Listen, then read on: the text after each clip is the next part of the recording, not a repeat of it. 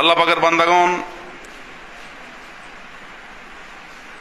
আমরা যেই মহৎ মাহফিল উপস্থিত হয়েছি, এটা কোনো সাধারণ মাহফিল নয়।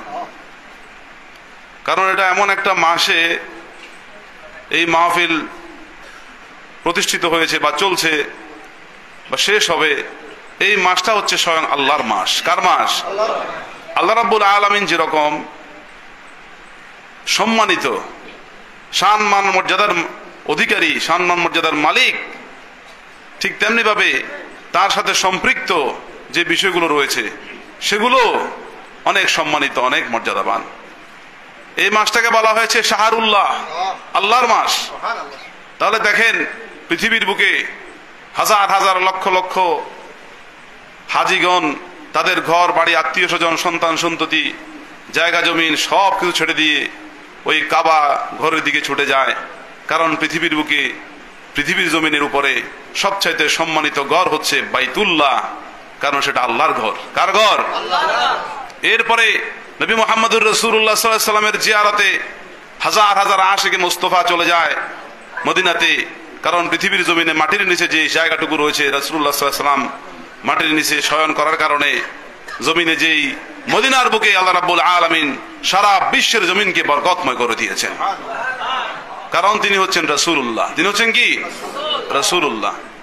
পৃথিবীর বুকে যত কিতাব আছে, যত ধরনের বই আছে, পুস্তক আছে, সবচাইতে দামি এবং মর্যাদাবান হচ্ছে আল কোরআনুল করিম। কারণ সেটা হচ্ছে কালামুল্লাহ। সেটা কি? কালামুল্লাহ। তাহলে আল্লাহ রাব্বুল আলামিনের মাস হিসাবে শাহরুল্লাহ, মুহররম মাস যেভাবে সম্মানিত, আল্লাহ রাব্বুল আলামিনের যে ঘর বাইতুল্লাহ অর্থাৎ কাবা শরীফ যেভাবে সম্মানিত, আল্লাহ রাসূল পাক সাল্লাল্লাহু আলাইহি ওয়াসাল্লামের রাসূল হিসেবে যেভাবে নবী মুহাম্মদুর রাসূলুল্লাহ সম্মানিত, কারণ তিনি রাসূলুল্লাহ, ঠিক তেমনি ভাবে এই মাসটাও আল্লাহর কাছে সম্মানিত, কারণ এটা শাহরুল্লাহ। তো সম্মানিত মাসে আমরা এই একটা আয়োজন করেছেন।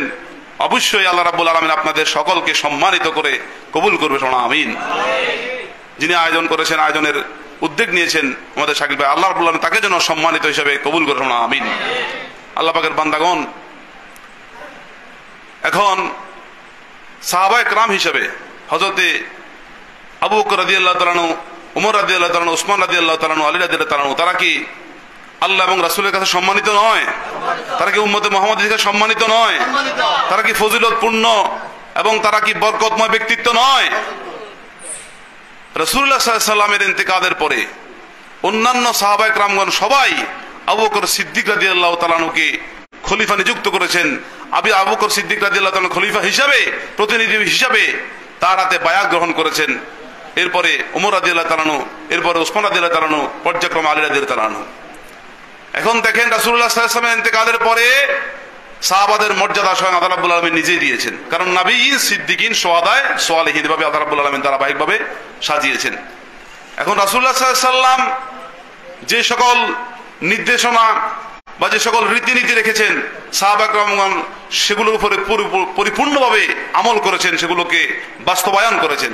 উম্মতে মুহাম্মাদি কিয়ামত পর্যন্ত সাহাবীদের সেই রীতিনীতি যদি আমল করে, সাহাবীদেরকে আল্লাহ রাব্বুল আলামিন যেরকম কবুল করে নিয়েছেন, জান্নাতের সুসংবাদ দিয়েছেন, জান্নাতি হিসেবে আল্লাহ রাব্বুল আলামিনের দরবারে মঞ্জুর হয়েছেন তারা, ঠিক তেমনি ভাবে ওই রীতিনীতিগুলো যদি অনুসরণ করে উম্মতে মুহাম্মাদি, তাদেরকে আল্লাহ রাব্বুল আলামিন জান্নাতি উম্মত হিসেবে কবুল করে নেবেন।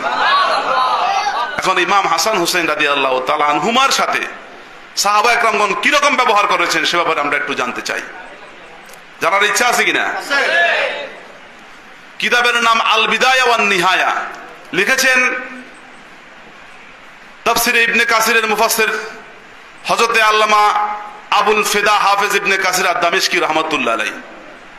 তিনি হযরত আবু বকর সিদ্দিক রাদিয়াল্লাহু তাআলা আনহু, হযরত ওমর রাদিয়াল্লাহু তাআলা আনহু, হযরত ওসমান ইবনে আফফান রাদিয়াল্লাহু তাআলা এবং আলী মুর্তজা রাদিয়াল্লাহু তাআলা তাদের সাথে সাহাবায়ে কেরামদের সাথে হযরত ইমাম হাসান হুসাইন রাদিয়াল্লাহু তাআলার কি রকম সম্পর্ক ছিল সে ব্যাপারে তিনি একটু তুলে ধরেছেন। হযরত আবু বকর সিদ্দিক রাদিয়াল্লাহু তাআলা আনহু হযরত ইমাম হাসান হুসাইন রাদিয়াল্লাহু তাআলা আনহুমাকে অনেক বেশি সম্মান করতেন, শ্রদ্ধা প্রদর্শন করতেন, ভালোবাসতেন এবং তাদের জন্য নিবেদিত প্রাণ ছিলেন। তিনি চারটা কথা এখানে উল্লেখ করেছেন। হযরত আবু বকর সিদ্দিক রাদিয়াল্লাহু তাআলা আনহু রাসূলুল্লাহ সাল্লাল্লাহু আলাইহি ওয়াসাল্লামের এই নাতিদ্বয়, দুজন নাতিদেরকে কি করতেন? সম্মান করতেন, শ্রদ্ধা প্রদর্শন করতেন, ভালোবাসতেন অর্থাৎ মহব্বত করতেন, এবং তাদের জন্য নিবেদিত প্রাণ ছিলেন। চারটা জিনিসের চারটা, যেই শব্দের চারটা অর্থ। একটা হচ্ছে সম্মান করতেন, অর্থাৎ ব্যক্তিগতভাবে তিনি তাদেরকে সম্মান করতেন, শ্রদ্ধা প্রদর্শন করতেন, অন্যান্য সাহাবায়ে কেরামদের সামনে তাদেরকে সম্মান করতেন, যেন অন্যান্য সাহাবায়ে কেরাম যেন হযরত ইমাম হাসান এবং হুসাইন রাদিয়াল্লাহু তাআলা আনহুকে সম্মান করে।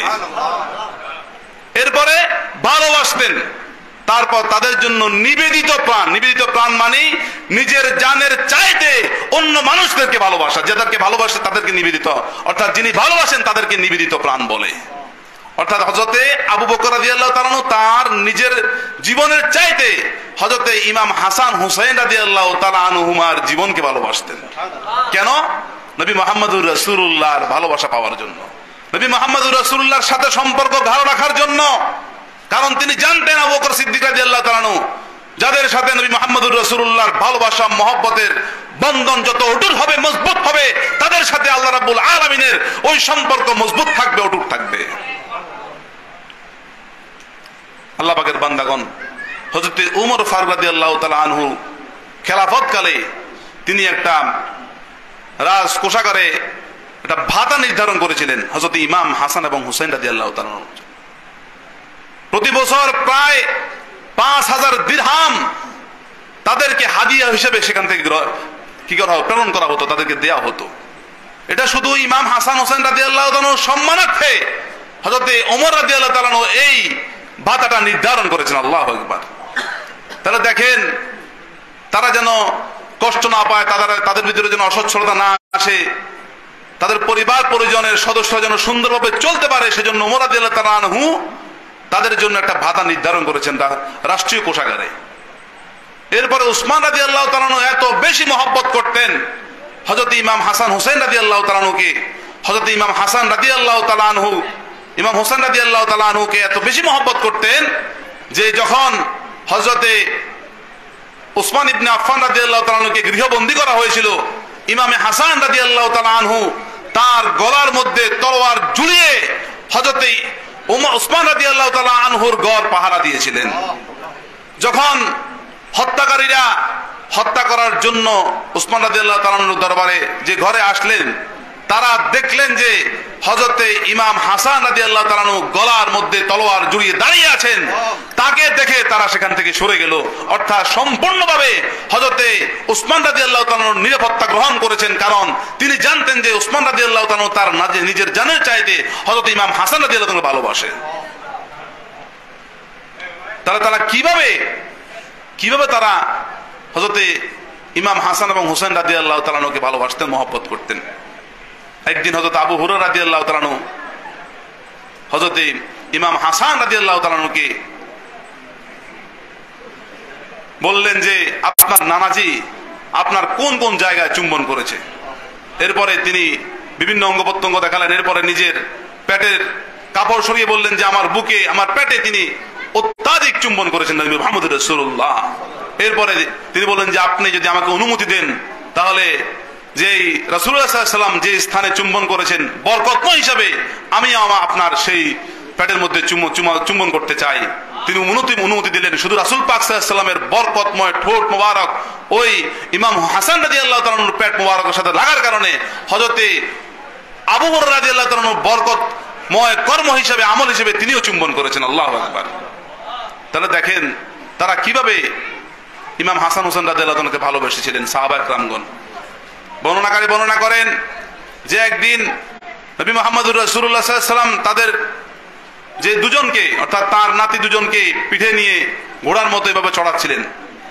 একজন ব্যক্তি বলল যে কত দামি, কত মূল্যবান যিনি ঘোড়া হয়েছেন, অর্থাৎ ঘোড়া সাওয়ারি হয়েছেন, তিনি অনেক দামি সাওয়ারি। এরপরে হযরতে যেই নবী মুহাম্মদ রাসূলুল্লাহ উত্তরে দিলেন যার উপরে সাওয়ার হয়ে, অর্থাৎ যারা সাওয়ারি ও আরোহী হয়েছে, যারা চড়তেছে তারাও দামি। নবী মুহাম্মদ রাসূলুল্লাহ সাল্লাল্লাহু আলাইহি ওয়াসাল্লাম তাদেরকে দামি হিসেবে সাব্যস্ত করেছেন। একদিন, এগুলো কিন্তু ইবনে কাসিরের বর্ণনা, অর্থাৎ যে ইবনে কাসির মুফাসসির আল বিদায়া ওয়ান নিহায়ার বর্ণনা। একদিন হযরতে আলী রাদিয়াল্লাহু তাআলা আনহু, ফাতেমা রাদিয়াল্লাহু তাআলা আনহা, হযরতে ইমাম হাসান হুসাইন রাদিয়াল্লাহু তাআলা আনহুমা, এই চারজন যখন এক জায়গায় একত্রিত হলেন, তখন নবী মুহাম্মদুর রাসূলুল্লাহ সাল্লাল্লাহু আলাইহি ওয়াসাল্লাম তাদের দিকে নুরানি নজর দিয়ে বললেন, তোমাদেরকে যারা ভালোবাসবে আমিও তাদেরকে ভালোবাসবো, তোমাদের সাথে যারা শত্রুতা করবে আমিও তাদের সাথে শত্রুতা করব। তাহলে দেখেন সেই যায় ওই সদস্যগুলোর মধ্যে হযরত ইমাম হাসান হুসাইন রাদিয়াল্লাহু তাআলা আনহু কি ছিলেন। তাহলে বোঝা গেল যে নবী সাল্লাল্লাহু আলাইহি সাল্লাম হযরত ইমাম হাসান হুসাইন রাদিয়াল্লাহু তাআলা আনহুকে ভালোবাসতেন, মহব্বত করতেন, তারই ধারাবাহিকতায় সাহাবা কেরামগণ মহব্বত করতেন। তাহলে সাহাবীদের একটা আদর্শ ছিল, সাহাবীদের একটা স্বভাব ছিল, সুন্নতে সাহাবা ছিল ইমাম হাসান হুসাইন রাদিয়াল্লাহু তাআলা আনহুমাকে ভালোবাসা, তাদের প্রতি শ্রদ্ধা নিবেদন করা। উম্মতে মুহাম্মাদী হিসাবে আমরা কি সেই সম্মান, সেই সুন্নত, সেই স্বভাব আমাদের জীবনে বাস্তবায়ন করব কিনা? আল্লাহ পাকের বান্দাগণ, আমরা যেন ইমাম হাসান হুসাইন রাদিয়াল্লাহু তাআলা আনহুমাকে আমাদের জানের চাইতে আরো বেশি ভালোবাসতে পারি, মহব্বত করতে পারি। আমিন। কারণ তাদেরকে ভালোবাসলেই আপনি নবী মুহাম্মদুর রাসূলুল্লাহকে ভালোবাসতে পারবেন, নবী মুহাম্মদুর রাসূলুল্লাহর ভালোবাসা পাবেন। আর যারা নবী মুহাম্মদুর রাসূলুল্লাহর ভালোবাসা মহব্বত পাবে, স্বয়ং আল্লাহ রাব্বুল আলামিন বিনা যেই প্রতিবন্ধকতায়, বিনা বাধায় আল্লাহ রাব্বুল আলামিন তাদেরকে ভালোবাসবেন। তাই আমরা যেন আহলে বায়াতের ভালোবাসা নিয়ে, মহব্বত নিয়ে আমরা যেন চলতে পারি, জীবন যাপন করতে পারি, এবং এই ভালোবাসা নিয়ে আমরা যেন মরতে পারি। আমিন। সদরুদ পড়েন সাল্লাল্লাহু আলা মুহাম্মাদ সাল্লাল্লাহু আলাইহি সাল্লাল্লাহু আলা মুহাম্মাদ সাল্লাল্লাহু আলাইহি। স্বয়ং আল্লাহ রাব্বুল আলামিন নিজেই ঘোষণা দিয়েছেন, ওয়ালা তাকুলু লিমান ইউকতালু ফি সাবিলিল্লাহি আমওয়াত বাল আহইয়া ওয়ালাকিন লা তাশউরুন। যারা আল্লাহর রাস্তায় কতল হয়ে গিয়েছে, নিহত হয়ে গিয়েছে, তোমরা তাদেরকে মৃত বলো না, বরং তারা জীবিত, কিন্তু তোমরা সেটা বুঝতে পারো না। সত্যের পক্ষে কথা বলতে গিয়ে, সত্যকে প্রতিষ্ঠিত করতে গিয়ে মিথ্যার বিরুদ্ধে, বাতিলের বিরুদ্ধে, অন্যায়ের বিরুদ্ধে হযরত ইমাম হুসাইন রাদিয়াল্লাহু তাআলা আনহু কতল হয়েছেন, হযরত ইমাম হাসান রাদিয়াল্লাহু তাআলা আনহুকে ২০ পানে হত্যা করা হয়েছে। সুতরাং তারা আল্লাহর দরবারে শাহাদাতের মর্যাদা পেয়েছেন, অর্থাৎ তারা জীবিত রয়েছেন। আল্লাহ পাকের বান্দাগণ, ইমাম হাসান হুসাইন রাদিয়াল্লাহু তাআলা আনহুমা যখন হজ করার জন্য কাবা শরীফে আসতেন, আল্লাহর ঘর বাইতুল্লাহ শরীফ তাওয়াফ করার জন্য আসতেন, তখন মানুষ এত বেশি ভিড় করত একজনের উপর আরেকজনে, এভাবে যে তারা উল্টে বলতে, অর্থাৎ তারা আর নিজেদের কথা খেয়াল রাখতো না। ইমাম হাসান হুসেন রাদিয়াল্লাহু তাআলা আনহুমার দুইটা নুরানি চেহারা তারা কিভাবে দেখবে, তাদের সাথে কিভাবে সাক্ষাৎ করবে, সেই ব্যতিব্যস্ততায় তারা থাকতো। কি পরিমাণ ভালোবেসেছিলেন মানুষ তাদেরকে, কি পরিমাণ শ্রদ্ধা করেছিলেন, আল্লাহু আকবার। আর তারাও কি পরিমাণ যেই পরিশ্রম করেছেন।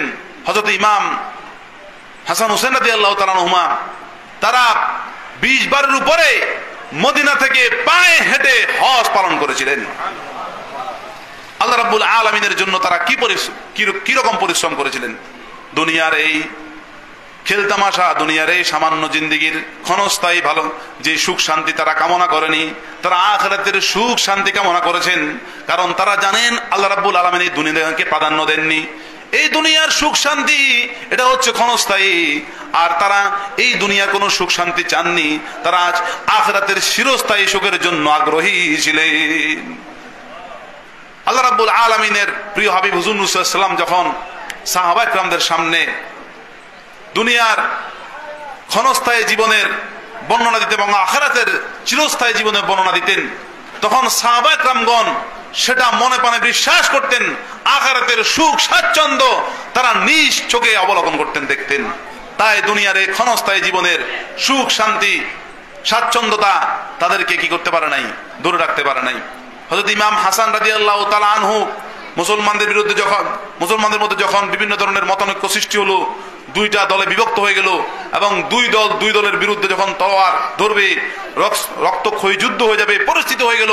হযরত ইমাম হাসান রাদিয়াল্লাহু তাআলা আনহু তিনি অনেক জ্ঞানী ধৈর্যশীল ব্যক্তি ছিলেন, তাদের মধ্যে সমঝোতা করে দিলেন এবং নিজের নেতৃত্ব না নিয়ে হযরতে মুয়াবিয়া রাদিয়াল্লাহু তাআলা আনহুকে নেতৃত্ব দিলেন এবং তার কাছে তিনি বায়াত গ্রহণ করলেন। তার এই ব্যবহার দেখে দুই দলের মধ্যে সমঝোতা চলে আসলো। তারা সকলেই হযরতে আমিরে মুয়াবিয়া রাদিয়াল্লাহু তাআলা আনহুকে আমির হিসেবে স্বীকৃতি দিলেন। একমাত্র ইমাম হাসান রাদিয়াল্লাহু তাআলা আনহু যেদিন সেদিন বিরোধিতা করতেন, মুসলমানদের মধ্যে রক্তের বন্যা বয়ে যেত, কিন্তু ইমাম হাসান রাদিয়াল্লাহু তাআলা আনহু নিজে নেতৃত্ব চাননি, বরং মুয়াবিয়া রাদিয়াল্লাহু তাআলা আনহু নেতৃত্ব দিয়ে দিলেন। আল্লাহ পাকের বান্দাগণ, এই ইমাম হাসান রাদিয়াল্লাহু তাআলা আনহুকে আল্লাহ রাব্বুল আলামিন জান্নাতের মধ্যে নেতৃত্ব দান করবেন। তাই আমরা আল্লাহ রাসূলের জন্য এবং আল্লাহর জন্য তাদেরকে ভালোবাসি। যারা আল্লাহর রাস্তায় কতল হয়ে গিয়েছে, শাহাদাত বরণ করেছে, নিজের প্রাণ উৎসর্গ করে দিয়েছেন, তাদের ব্যাপারে আল্লাহ রাব্বুল আলামিন ঘোষণা দিচ্ছেন, ওয়ালা তাহসাবান্নাল্লাযীনা কুতিলু ফি সাবিলিল্লাহি আমওয়াত বাল আহইয়াউ ইনদা রাব্বিহিম ইউরযাকুন। যারা আল্লাহর রাস্তায় কতল হয়ে গিয়েছে, আল্লাহর রাস্তায় শাহাদাত বরণ করেছে, নিজের জীবন বিসর্জন দিয়েছে, উৎসর্গ করে দিয়েছে, তাদেরকে তোমরা মৃত বলে মনে করো না, তারা মরে গেছে এই কথা মনে করো না, বরং তারা জীবিত এবং তাদের প্রভুর পক্ষ থেকে তারা রিজিক প্রাপ্ত। ইমাম হাসান হোসেন রাদিয়াল্লাহু তাআলা আনহুমা যদিও দুনিয়াতে অনেক শান্তিতে বসবাস করতে পারেননি, যে তারা এভাবে দুনিয়ার অনেক সুখ শান্তি মধ্যে কি করেননি, জীবন যাপন করেননি। হযরত ইমাম হুসাইন রাদিয়াল্লাহু তাআলা আনহুকে যদিও দুনিয়া থেকে কতল করে অর্থাৎ জবাই করে বিদায় করে দেওয়া হয়েছে, অর্থাৎ তিনি দুনিয়া থেকে বিদায় নিয়েছেন, কিন্তু আল্লাহ রাব্বুল আলামিন আখিরাতের যাবতীয় সুখ শান্তি আর জান্নাতের যাবতীয় রিজিক তাদের জন্য বরাদ্দ করে রেখেছেন। তারা এখন পর্যন্ত রিজিক প্রাপ্ত। এই রিজিকের অনেক অর্থ আছে। রিজিক শব্দের অর্থ সম্মান, রিজিক শব্দের অর্থ হচ্ছে হায়াত, রিজিক শব্দের অর্থ হচ্ছে খাবার দাবার, রিজিক শব্দের অর্থ হচ্ছে সুখ শান্তি স্বাচ্ছন্দ্য। এগুলো আল্লাহ রাব্বুল আলামিন জান্নাতে তাদের জন্য বাজেট করে রেখেছেন। তারা এখন পর্যন্ত সেগুলোতে কি তারা এভাবে পায়চারি করতেছে, ভ্রমণ করতেছে, সেটা হাদিস দ্বারা প্রমাণিত। হাদিসে এসেছে যখন শহীদেরা দুনিয়া থেকে বিদায় নেয়, তাদের রূহগুলোকে আল্লাহ রাব্বুল আলামিন জান্নাতের মধ্যে এক ধরনের যে সবুজ পাখি রূপ দিয়ে তাদেরকে সেখানে বিচরণ করার অর্থাৎ উড়ে বিভিন্ন জান্নাতের বিভিন্ন গাছের ঢালে উড়ে যাওয়ার জন্য সেই ক্ষমতা দিয়ে দেয়। তখন তারা ওই শহীদের রূহগুলো যে সবুজ পাখির একটা আকৃতি নিয়ে সারা জান্নাত ঘুরে বেড়ায়। তাহলে বোঝা গেল ইমাম হাসান হোসেন রাদিয়াল্লাহু তাআলা আনহুমা যেহেতু শাহাদাত বরণ করেছেন, শহীদ হয়েছেন, তাদের রূহগুলো জান্নাতের মধ্যে বিচরণ করতেছে। আল্লাহ পাকের বান্দাগণ, দুনিয়ার দাম বেশি নাকি জান্নাতের দাম বেশি? দুনিয়ার সুখের দাম বেশি নাকি জান্নাতের সুখের দাম বেশি? হ্যাঁ, দুনিয়ার শান্তির দাম বেশি নাকি জান্নাতের শান্তির দাম বেশি? তাহলে সেই দামি জায়গার মধ্যে তাদেরকে বিচরণ করার সুযোগ দিয়েছেন। বর্ণনাকারী বর্ণনা করেন যে হযরত ইমাম হাসান রাদিয়াল্লাহু তাআলা আনহুর সাথে নবী মুহাম্মদুর রাসূলুল্লাহর উপরের দিক অর্থাৎ বুক থেকে মাথার তালু পর্যন্ত এই অর্ধেক জায়গাটুকু যথেষ্ট মিল ছিল, সাদৃশ্যপূর্ণ ছিল। আর হযরত ইমাম হুসাইন রাদিয়াল্লাহু তাআলা আনহুর সাথে যে বুক থেকে পায়ের তালু পর্যন্ত যে জায়গাটা আছে এই জায়গাটা মিল ছিল। অর্থাৎ রাসূল পাক সাল্লাল্লাহু আলাইহি ওয়াসাল্লামের সৌন্দর্যকে দুই ভাগে বিভক্ত করে আল্লাহ রাব্বুল আলামিন ইমাম হাসান হোসেন রাদিয়াল্লাহু তাআলা আনহুকে দান করেছেন। আল্লাহু আকবার। তাহলে তারা হচ্ছেন রাসূলের সৌন্দর্য, তারা হচ্ছেন নবী মুহাম্মদ রাসূলুল্লাহর নকশা। তাদের ভালোবাসা মহব্বত যদি অন্তরের মধ্যে রাখতে পারেন, তাদের আদর্শ যদি আপনি যদি নিজের জীবনে কায়েম দায়েম রাখতে পারেন, তাহলে আল্লাহ রাব্বুল আলামিন আখিরাতে, কবরে, হাসরে, মিজানে, ফুলসিরাতে সর্ব অবস্থায় আপনাদেরকে ইমাম হুসাইন রাদিয়াল্লাহু তাআলা আনহুর মহব্বতের খাতিরে তাদের সাথে হাসর নাসরের ব্যবস্থা করে দেবেন এবং তাদেরকে যেভাবে আল্লাহ রাব্বুল আলামিন শান সম্মানের অধিকারী করবেন কিয়ামতের ময়দানে, আপনাদেরকেও সেভাবে শান সম্মানের অধিকারী করা হবে। কারণ রাসূল পাক সাল্লাল্লাহু আলাইহি ওয়াসাল্লাম বলেছেন, আনতা মা মান আহাবাবতা, তুমি তাদের সাথেই থাকবে কিয়ামতের ময়দানে যাদেরকে তুমি দুনিয়াতে ভালোবাসো। সুতরাং আমরা আহলে বাইতকে ভালোবাসি, হযরত ইমাম হাসান হোসেন রাদিয়াল্লাহু তাআলা আনহুকে ভালোবাসি। এই ভালোবাসা নিয়ে যদি আমরা বাঁচতে পারি এবং এই ভালোবাসার জন্য মরতে পারি, কিয়ামতের ময়দানে তাদের সাথে আমাদের হাসর নাসরের ব্যবস্থা করে দিবে আল্লাহ। আল্লাহ পাক আমাদের সকলকে বুঝুর আমল করার তৌফিক